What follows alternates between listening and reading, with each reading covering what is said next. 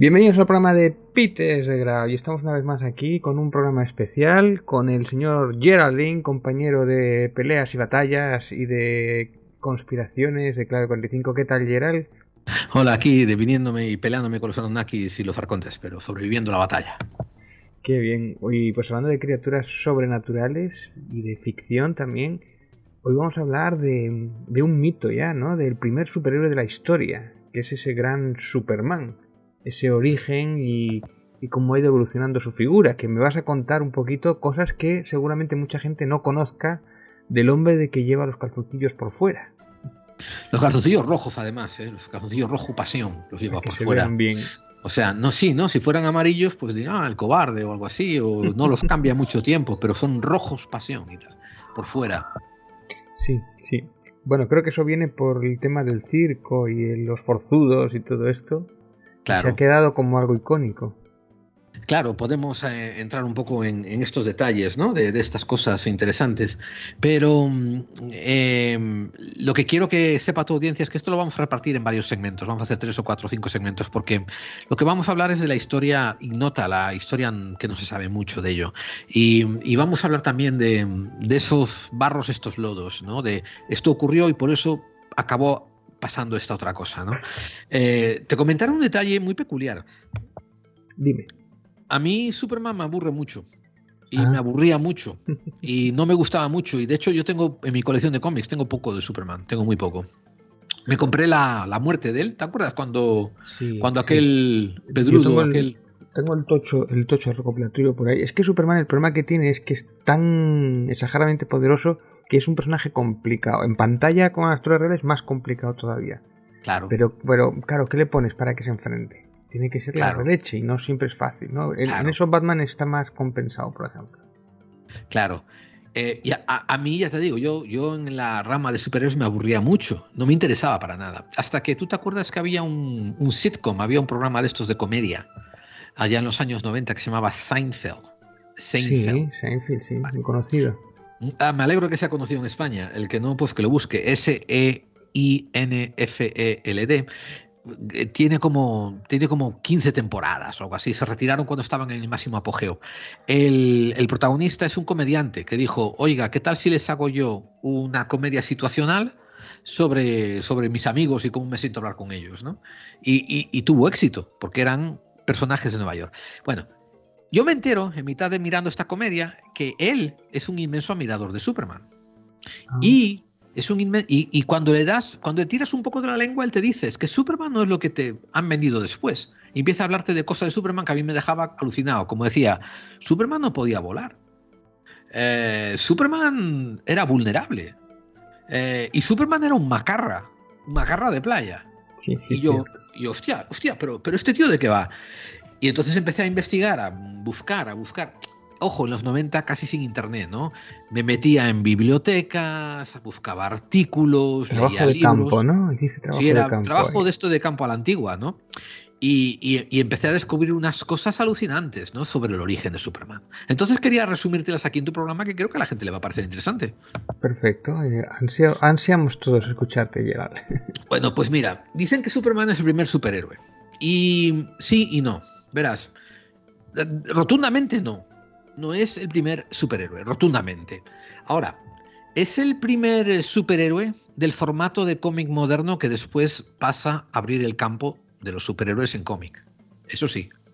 O sea que es el primer superhéroe de cómic moderno, como lo conocemos. ¿Te acuerdas cuando en Clave 45 hablamos de las conspiraciones y hablamos de Roswell? Y hablamos también de Kenneth Arnold, ¿no? Y decimos, sí, abre la ufología moderna, la actual, pero hubo ufología antes, ¿no? Y había platillos volantes antes de Kenneth Arnold. Pues efectivamente.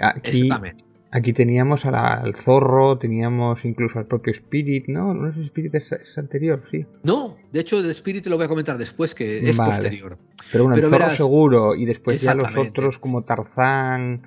Te voy a hacer un pequeño. Te vas a los clásicos Gilgamesh y todos estos que son héroes también. Claro, te voy a hacer un mini recorrido diciéndote que, por ejemplo, uno de los primeros superhéroes vienen producidos por el mismo autor, que es Edgar Rice Burroughs, ¿no? Y como decías tú, uno es Tarzán, y Tarzán es el concepto de un hombre que es criado en un ambiente hostil, ajeno a él, y lo supera, y se hace dueño del ambiente, y se hace rey de ese entorno. Ojo, Ojo, le ves muchos puntos coloniales europeos, claro, ¿verdad?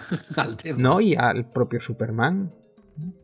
Bueno, yo voy a diferirte y decirte que no, que el propio Superman es muy distinto y vas a ver que es otra historia muy diferente. Bueno, me refiero a que es un niño criado en un sitio que no es su origen, criado por unos padres que no son los suyos biológicos y se acaba haciendo el rey del cotarro, ¿no? Pero, ojo, verás, esa historia que me dices tú de cómo Superman es una historia añadida al origen de Superman, mientras que Tarzán es el origen seminal. Quiero decir, Tarzán comienza así, como tú me lo has descrito, mientras que a Superman no. Superman no empieza así y después le añaden eso, eso que tú me acabas de describir para que encaje. O sea que, por tanto, podemos decir, ¿no?, que Tarzán estaba antes porque aparece en 1912 y ese mismo autor, Edgar Rice Burroughs, hace otro que es el famoso John Carter de Marte. Claro. Efectivamente, John Carter, que por cierto muy despreciada la película de Disney, que a mí me gustó mucho y muy importante en su época, que marcó a un montón de generaciones, ¿no? Y la idea, esto me la sé yo, la idea esa de que va saltando porque ha sido criado en otro planeta que tiene más gravedad, es la que usan para Superman, ¿no? Más o menos, más o menos. Resulta que John Carter es un hombre que por magia / ensoñación, o sea, o una o la otra, no se está bien claro, es transportado a Marte, al pasado de Marte, ¿no? Y como, claro, como decías tú, como hay diferencia de gravedad, ahí él parece que adquiere superpoderes. Parece.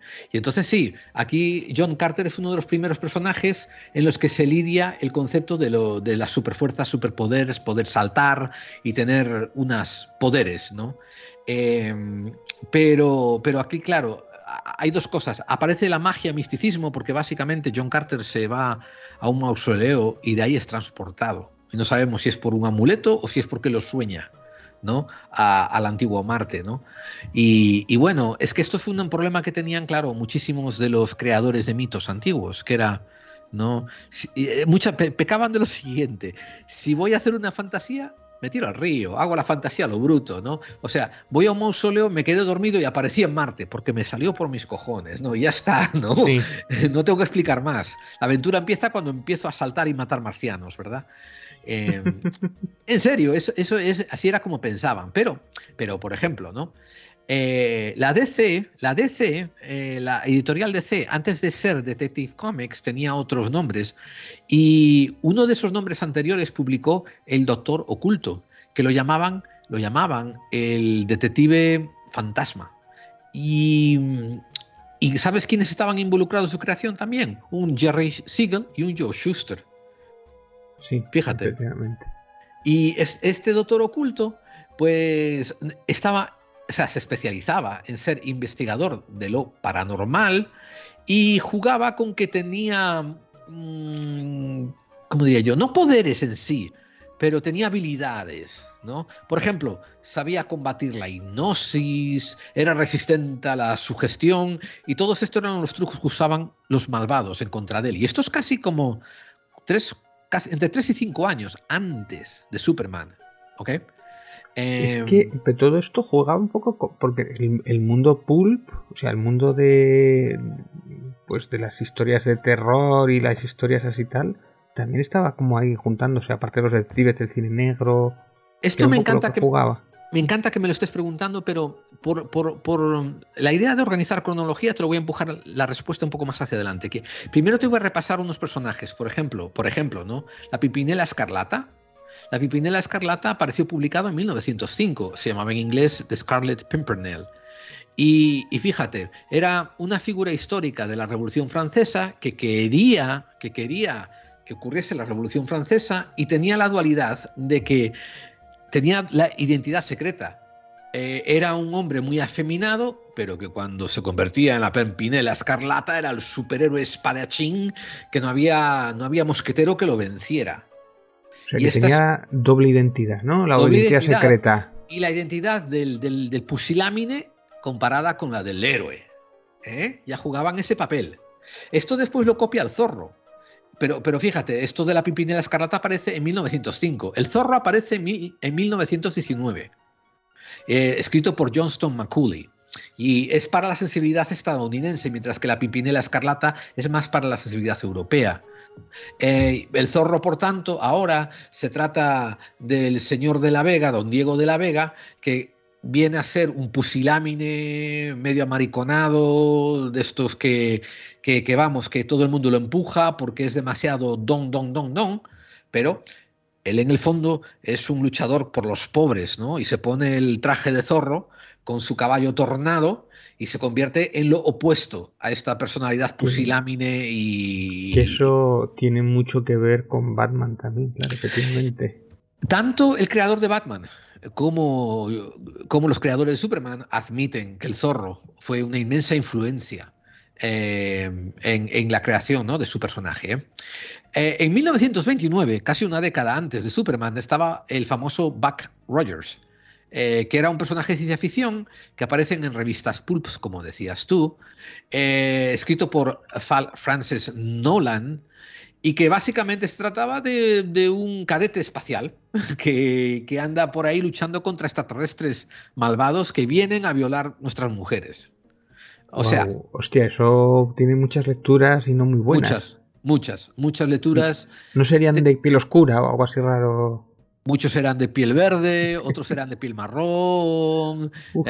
Sí, esto tómatelo como quieras, ¿no? Buck Rogers inspiró al famoso Flash Gordon y también a John Carter de Marte. Ahora, me voy a meter con dos personajes muy interesantes, que son, bueno, tres personajes muy interesantes. Apareció también La Sombra, The Shadow. Y ahora, este personaje aparece en 1930 y es también interesantísimo. ¿Por qué? Porque es un antihéroe.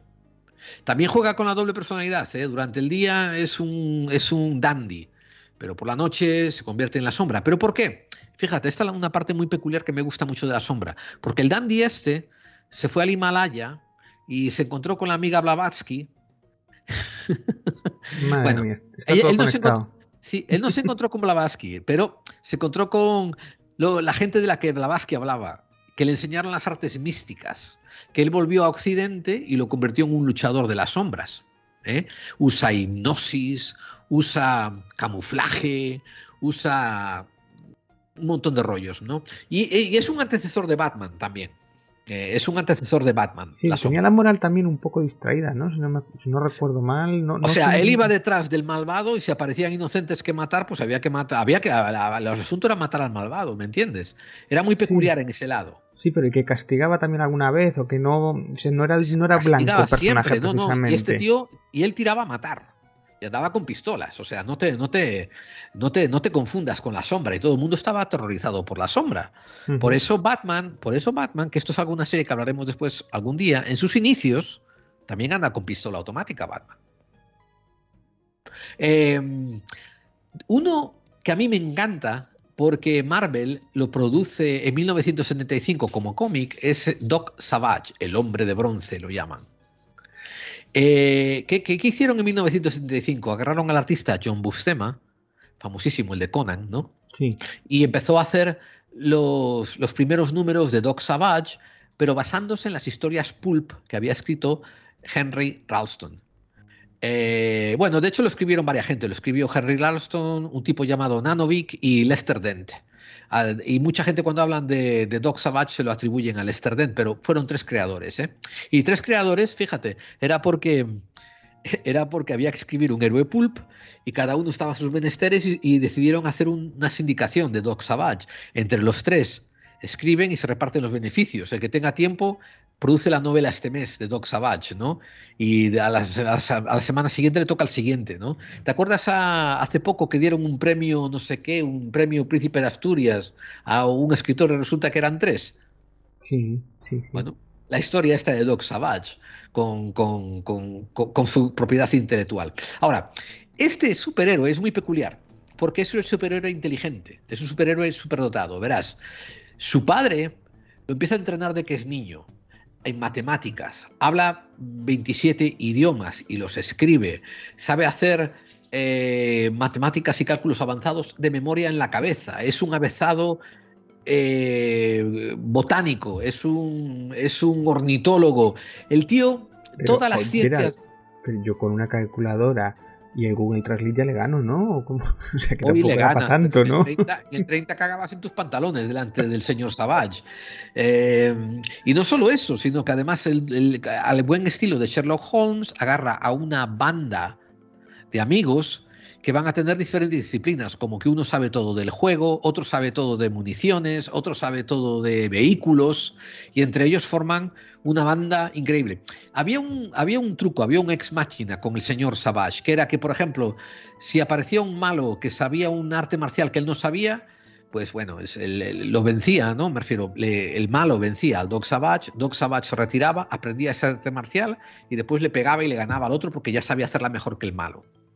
Y cada cosa que él no supiera, se retiraba, la aprendía y la hacía mejor que nadie. Y esto era el modus operandi de estas novelas pulp. O sea, que no era solamente que fuera inteligente, sino que también se le da bien las cosas físicas y todo esto. Es el hombre, lo llamaban el atleta más fuerte del mundo, era casi de fuerza sobrehumana, sabía meditar, sabía hipnosis. O sea, con este hombre quieren hacer no solamente un Superman de fuerza física, lo quieren también hacer un superhombre de poder intelectual. Tanto, pero es vulnerable, también, le das un tiro y sangra. Que ahí también me recuerda bastante a Batman, ¿no? El hombre más inteligente del mundo. Sí. Y el detective, el mejor detective del mundo, ¿te acuerdas? Bueno, por estos años también salió The Phantom, el fantasma que camina, que básicamente era también el hombre blanco que estaba en las selvas de Bengala, no Bengala, sino Bengala, y que se había hecho el príncipe de la selva, y este título pasaba de padres a hijos. Ahora, la idea original era que era un héroe de 1920 que estaba supuesto a luchar contra los piratas, pero claro, hubo que evolucionar, fue sindicado, y bueno, le dieron una historia bien chula a él, ¿no? Hubo otros superhéroes, por ejemplo, había la superheroína llamada Domino Lady. Esa está muy chula, tenías que buscar unas cuantas portadas y ponerlas, porque sale de las revistas Pulp, pero la convierten en un sex symbol de superheroínas. Y es una de las primeras, tío. En cada portada que hay Pulp sale la tía con su liguero, su patita al aire, sus pechos despampanantes, etcétera, etcétera. Eso sí, arrea somantas, arrea más hostias que una estera. Que me hace gracia porque lleva antifaz, no vaya a ser que alguien la reconozca con esos pechotes, con todos mis respetos. Ningún villano masculino iba a estar mirándole a la cara. Efectivamente. Esto, en fin, tú recuerda que, fíjate, estamos hablando todo de los años 20 y los años 30. Y esto te lo quiero comentar por un detalle. ¿Qué había pasado en los años 20 y los años 30? Pues habían pasado las crisis económicas. Había los grandes crashes de Wall Street. Y las crisis económicas, había un montón de corralitos a los bancos. Cada 2 por 3 abría un banco nuevo, recibía tus dineros y después el banco cerraba y se llevaban tu dinero. Con este tipo de incertidumbre había un montón de rollos, además, en las grandes ciudades como Chicago, como Nueva York y como Los Ángeles, que era que había demasiada corrupción dentro de las propias ciudades. Hablo dentro de los cuerpos de policía, dentro de la alcaldía. Había corruptela por todos lados. La mafia estaba siempre metida dentro de los sindicatos y la mafia después estaba metida dentro de sindicatos que pertenecían a la ciudad. Por ejemplo, los sindicatos de recogida de basura, los sindicatos de la policía, los sindicatos de los ayuntamientos. Estaba la mafia con sus dedos metidos ahí siempre. Entonces, estás hablando de un mundo, ¿no?, donde hay incertidumbre económica, hay gente saltando de las azoteas de edificios porque han perdido todo en la bolsa, pero a la vez hay también un poco de incertidumbre en las calles. ¿Te acuerdas la famosa ley seca? Se intenta imponer en estas fechas. Y tú sabes cómo funcionan las prohibiciones, que lo hemos explicado en Clave 45. Cuando prohíbes algo, por ejemplo, alcohol, drogas, cualquier rollo lo prohíbes, a la que la sociedad le interesa, se crea una economía sumergida y oculta, que suele favorecer precisamente a los que funcionan en lo oculto, que son las mafias. Pues había muchísimo de eso. Y es en este ambiente que aparecen los creadores, Jerry Siegel y Joe Shuster. Jerry Siegel es el guionista, Joe Shuster es el dibujante, y se conocen en el instituto, en Cleveland, Ohio. Los dos son de Ohio, en 1932. Y ya desde que se conocen como estudiantes dicen que los dos quieren meterse en cómics.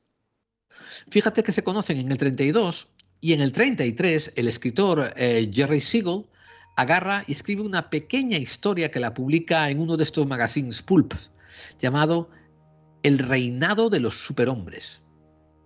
Y fíjate qué historia lleva, tío.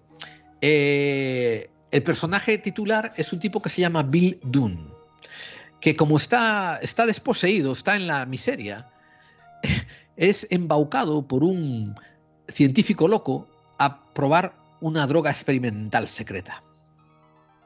¿Y qué ocurre? Esta droga experimental secreta le da unos poderes para leer la mente, controlar la mente y predecir el futuro. Y él empieza a usar esos poderes para ganar dinero, para hacer un imperio y quiere dominar el mundo. Pero, ¿qué ocurre? Que los efectos de la droga se disipa y él vuelve a ser un sin techo de la calle. Y ahí acaba. Y entonces, mucha gente que ha estudiado a Jerry Siegel dice que este era el precursor de su idea de Superman. Es curioso, porque aquí veo muchos conceptos que después veo en otros superhéroes, ¿no? Doom, el antihéroe, ser el protagonista el malo, incluso después no era habitual en aquel momento, ¿no? Que el protagonista fuera el malo. Y después eso, que tuviera poderes y tal, es también correcto. Peculiar. Ahora, ¿qué? Te voy a decir otro nombre que te va a sonar. ¿Te suena Fantomas? Hombre, claro. Fantomas, pues, sí. Fantomas me suena del juego de Spectrum. ¡Qué bueno! Pues Fantomas es otro tipo que aparece en Francia en novelas pulp. Y es un antihéroe. Se dedica a robar a los ricos y a los corruptos para dárselo a los pobres. Y de hecho se hace una película de él, ¿no? Y fíjate que su apariencia a veces es con una máscara también, una máscara que le cubre toda la cara, como si fuera calvo, y me pregunto si esto no tendría algo de influencia retroalimentada entre el escritor, entre Siegel y el creador de Fantomas. No lo sé, ¿no? Porque Fantomas es una propiedad intelectual que ha tenido cómic, ha tenido película, ha tenido serie radiofónica. Hablando de todo esto, estamos en 1930, como te decía, y aquí había una retroalimentación entre los medios más importantes. Y los medios más importantes eran las revistas pulp, las revistas de dibujos, donde reimprimían tiras de historieta. No había cómics. No había cómics. La tira del periódico. Correcto.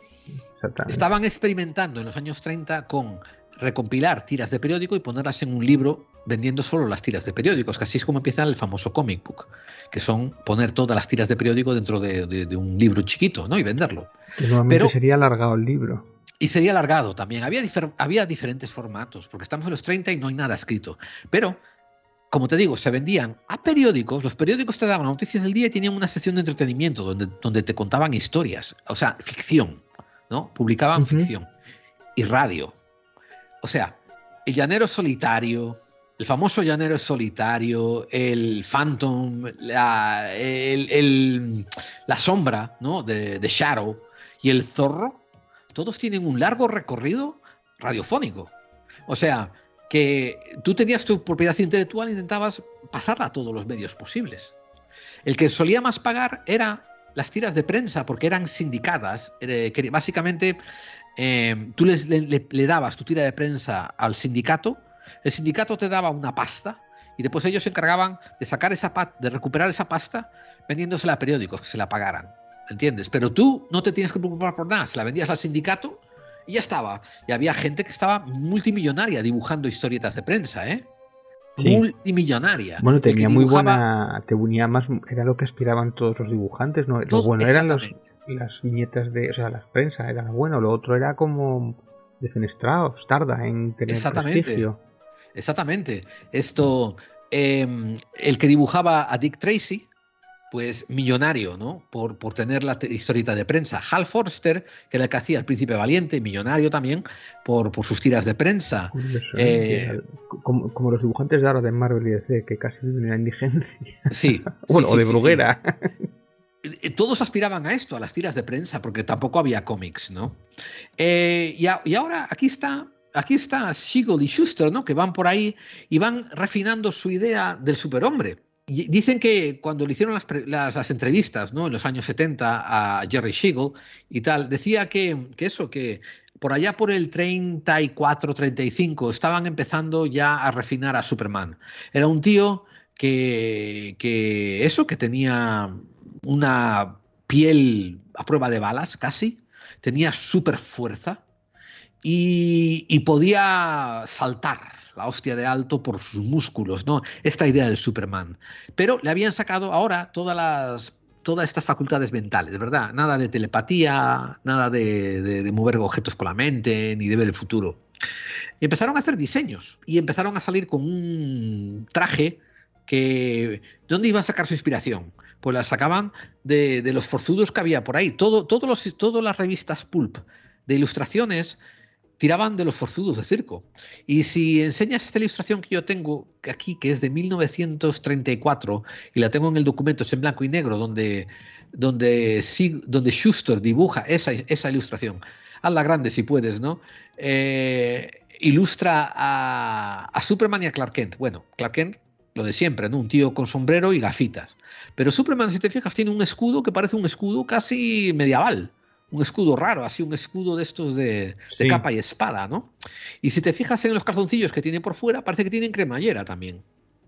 Bueno, también, claro, también necesitaría para cuando te quieres baño, necesitaba también. Eso no lo habían pensado para otros diseños. Para Spider-Man tampoco lo pensaron. Bueno, a Spider-Man le hicieron un roto en el culo, ¿no? Para que pueda hacer sus cosas cuando le haga falta. Pero, a ver, y las botas. Fíjate qué botas tan extrañas, ¿no? Están haciendo comparado a la versión final. Esto es en 1934. Aquí el escritor, Siegel, empieza a sospechar de que a lo mejor a él le está costando vender la idea de Superman a los periódicos por culpa del dibujante. ¿Y qué hace? Pues se alía con otros dibujantes para intentar venderlo, ¿no? Y tal. Y no le va bien. Con otros dibujantes, como por ejemplo Harry Donenfeld y Jack Lebowitz, pues llaman a la puerta de diferentes periódicos, diferentes sindicatos, y están a punto de hacer el contrato, pero después se echan para atrás y no se lo firman. Mientras tanto, ¿no? Siegel va pensando en Lois Lane y ya empieza a hacer la idea de que la trabaje con el periodista Clark Kent, pero Lois Lane está atraída por Superman y desprecia a Clark Kent. Y claro, esto sacado ya de la Pimpinela Escarlata, del Zorro y de todos estos personajes, ¿no? Que él va estando más expuesto. Y así están intentando hacer algo, pero no consiguen venderlo. En 1938 se junta otra vez con el dibujante original, con el señor Schuster, y se lo intentan vender a diferente gente, diferentes sistemas de prensa, y al final resulta que un tipo está renovando una editorial que alguien fundió. Quiero decir, había un editor que agarró y estafó los fondos y la funde, ¿no? Y se escapa con el dinero. Y antes de que dé la empresa en quiebra, dicen, voy a intentar yo recuperarla, ¿no? Y esto es cuando Lebowitz agarra las riendas de DC y la convierte en Detective Comics, DC. Y ahí están en esa reunión Siegel y Schuster y le están diciendo el señor Lebowitz, a ver, ¿qué publicamos en nuestro primer cómic, no? Y dicen, pues tenemos a Superman. Y dice, venga, lo metemos, ya está. Y por fin, fíjate, y por fin, después de muchos años de intentar vender a Superman, ellos llevan desde el 34 hasta el 38, pues por fin lo venden. O sea, fíjate qué historia, ¿no? A la figura más icónica de los cómics tuvieron que intentar venderlo durante 4 años. Y nadie se lo compraba. Bien, entonces el primer Superman aparece dentro de la versión Action Comics, que es esa portada que tú tienes, donde aparece Superman levantando un auto verde. La mítica portada. La mítica portada de la primera aparición de Superman. Es una historieta corta como de 8 páginas, ¿no? O sea, sí, 8 páginas dentro. Y está combinada con otras aventuras de otra gente, de otros superhéroes o de otros héroes. De aquella lo que te ibas a encontrar eran detectives e historias policiales, ¿no? Dentro. Este es el primer superhéroe el primer superhéroe que lo meten en plan capa, pijama, calzoncillos por fuera y todo esto, ¿no? Y que lo meten en mitad de una publicación que recuerda que hasta ahora están reimprimiendo tiras de prensa, y las tiras de prensa tienen que ver con piratas, con policías, tienen que ver con estos personajes, ¿no? El Zorro, el Llanero Solitario, Y este es el primer cómic que está escrito, diseñado con un superhéroe en su interior y al que también le dan la portada. Y tuvo un éxito tremendo. Me refiero, inmediatamente, no solamente tiene ventas altas y tienen que hacer reimpresión, sino que empiezan a recibir cartas de la audiencia diciendo que les encanta este personaje. Sí, de hecho fue un poco inesperado este éxito, no se lo esperaban. Cogieron esta portada como podían haber cogido cualquier otra. De hecho, en el segundo y en el tercero no repite Superman la portada y es cuando empiezan a recibir el feedback cuando ya gana protagonismo Superman. Correcto, correctísimo, correctísimo. O sea, escuchad lo que ha dicho David, esto... ellos no se dan cuenta. Además, esto no era la era de Internet. Aquí había que escribir una carta a puño y letra, meterla en un sobre, ponerle un sello y mandarlo por un correo. Tardabas una semana en recibir el feedback, como decías. Bueno, estos hablan de meses incluso, porque porque más la distribución tampoco es como ahora, o sea, tardaba tiempo. De hecho, lo de que pone en junio, creo que es un mes antes cuando se imprime, pero pone en junio para que sea un mes después, para que no parezca que es caducado el cómic. A mí tal vez es una historia... Sí. Estás completamente en lo cierto, David. Y bien, y aquí es donde aparece por primera vez, pues eso, Superman con Clark Kent. Clark Kent, que es un nombre compuesto entre el actor Clark Gable, ¿te acuerdas de lo del viento se llevó? Sí. Y el actor Kent Taylor, que ahora nadie lo conoce, pero de aquella era muy famoso, ¿no? Clark Kent y tal. Y aparece Lois Lane y, en fin, y la carrera periodística de Superman. ¿Qué tal si dejamos aquí como la introducción a dónde vino el personaje, ¿no? Y los héroes que hubo antes que él? Y en el siguiente episodio, tú y yo, empezamos a destripar las 5 primeras, o las 5 o las 10 primeras aventuras de Superman para que la gente alucine sobre lo distinto, inesperado y refrescante que era Superman. Perfecto, me encanta. Vamos aquí el cliffhanger. Tan, tan, tan. Pues suscribiros, compartir, amigos, y seguimos en esta serie de Superman dentro de unos días. Darle a la campanita para que os avise.